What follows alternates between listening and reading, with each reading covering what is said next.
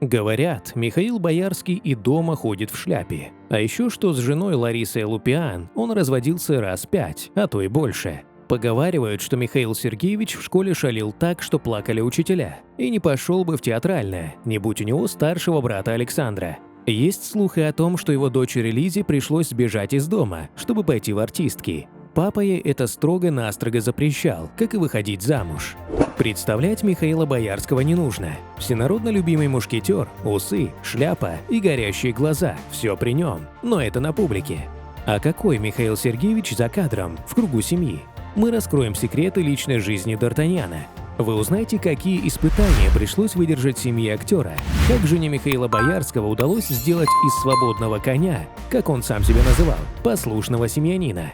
Семья актера Михаила Боярского – одна из самых крепких среди лицедеев. Эту семью не смогли разрушить ни слава Михаила, ни его вредные привычки. В актерской среде это редкость. Лицедеи предпочитают менять супругов по мановению своего творческого сердца. И таких пар, которые продержались бы вместе всю жизнь, почти нет. А на чем держатся такие пары? Можно смело ответить – на женском терпении. Да-да, вспоминается поговорка о том, что женщина – хранительница очага. Но стоило ли оно того? Стоило ли терпеть мужские предательства и выходки десятилетиями, наплевав на чувство собственного достоинства? Наверное, стоило. Если ты жена самого красивого актера в Союзе, а именно таким считали Михаила Боярского в эпоху СССР.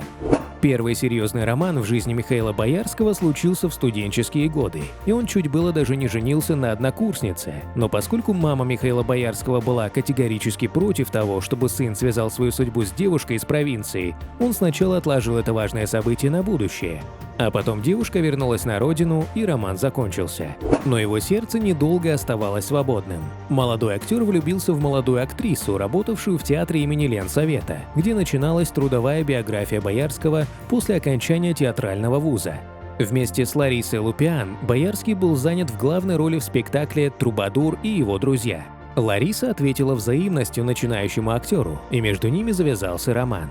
Боярский был такой обаятельный, общительный, остроумный, хлебосольный, щедрый, душа компании, рассказывает жена Михаила Сергеевича. Они встречались целый год, а затем вдруг Боярский вычеркнул Ларису из своей жизни. Он просто побоялся, что нужно будет принимать какое-то серьезное решение, и был к этому еще не готов. Но больше месяца Боярский не выдержал. На одном из банкетов он пригласил Ларису на танец, и роман возобновился.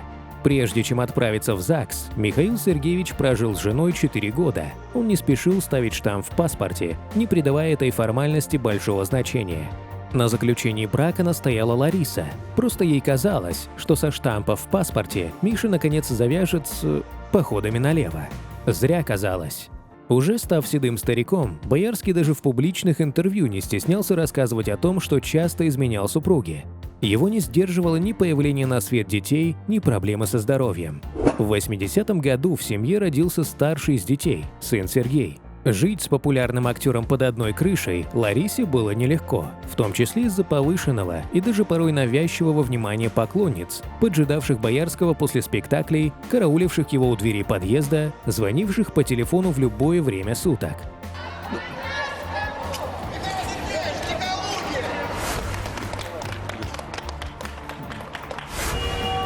Вы слышите, что творится?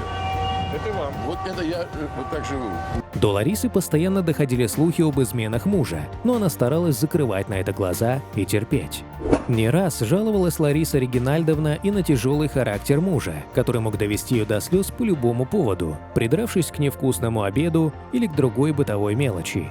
Мало того, ей приходилось отчитываться за все покупки, поскольку деньги муж держал у себя. Жене Боярского пришлось пройти еще одно испытание. Ее муж увлекался алкоголем, и это доводило Ларису до отчаяния. Все началось во время съемок в «Трех мушкетерах», когда актеру приходилось при помощи алкоголя заглушать боль в спине, появившуюся у него после страшной аварии. Но постепенно увлечение переросло в пагубную привычку. Несмотря на то, что его личная жизнь начала потихоньку рушиться, Боярский не прекращал пить. «Я не святой, не отказывался ни от водки, ни от секса. В пору бурной юности мы с приятелем в течение вечера неоднократно партнершами менялись. А сколько девушек от меня аборты сделали, страшно представить», рассказывал о своей молодости Михаил Сергеевич. Говорят, что мужчина в браке не может не изменять. Мол, надо удерживать мужа любой ценой и закрывать глаза на его слабости. Хорошо, что современные молодые девчонки воспитаны уже в другом ключе, и эта советская идиома осталась в далеком прошлом. Вот и Лариса уже всерьез подумывала о разводе и даже собрала необходимые для этого документы. Но в день, когда должен был быть суд о разводе, у Михаила случился сильный приступ панкреатита, чуть было не унесший его на тот свет. На больничной койке Боярский думал только о жене и сыне, а когда врачи поставили его на ноги, мужчина предложил родить второго ребенка. Так, 20 декабря 1985 на свет появилась девочка Лиза. Но Михаил продолжил предаваться пристрастию, выпивать горькую. Причем во всех интервью он рассказывает об этом так, словно это его преимущество. Как было весело, как с молодыми коллегами-актерами они ночи напролет куролесили.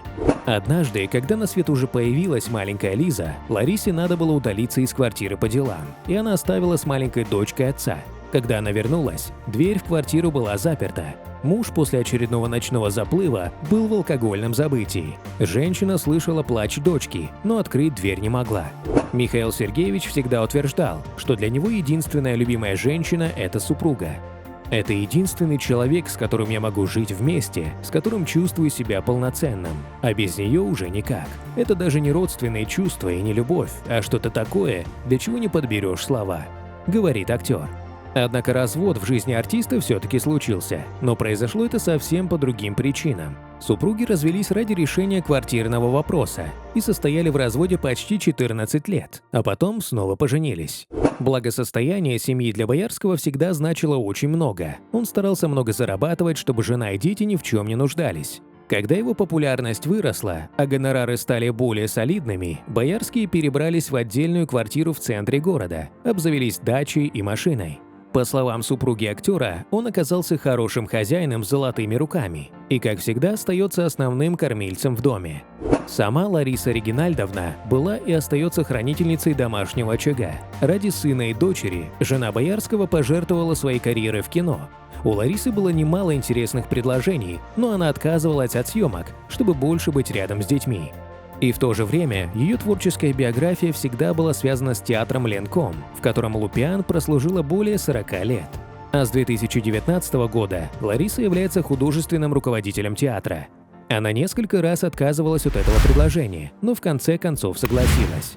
Сам Михаил Сергеевич по-прежнему снимается, но уже значительно реже, тщательно выбирая сценарии и соглашаясь только на самые достойные. Старший сын Сергей не пошел по стопам родителей. Он стал бизнесменом и политиком, депутатом Госдумы. Елизавета Боярская связала свою биографию с миром театра и кино. А с некоторых пор у Боярского и Лупиан появился дополнительный источник радости – их внуки.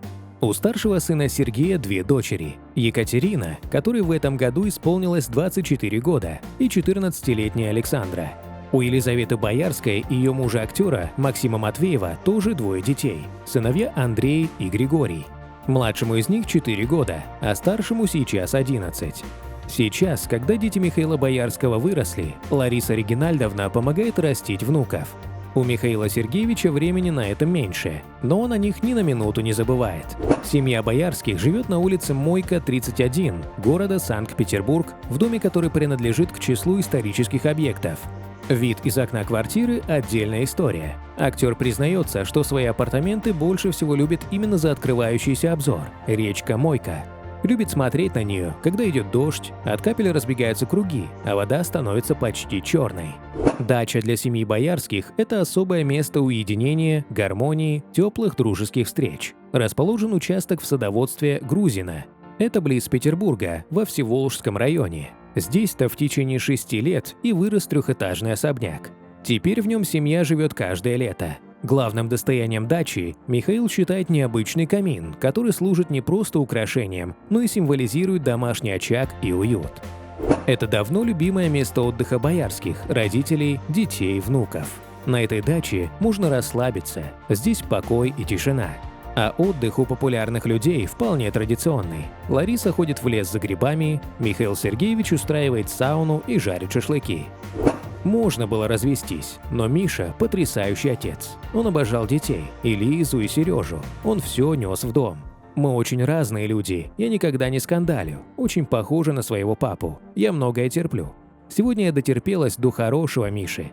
Сейчас он стал замечательным человеком, утверждает Лариса Регинальдовна.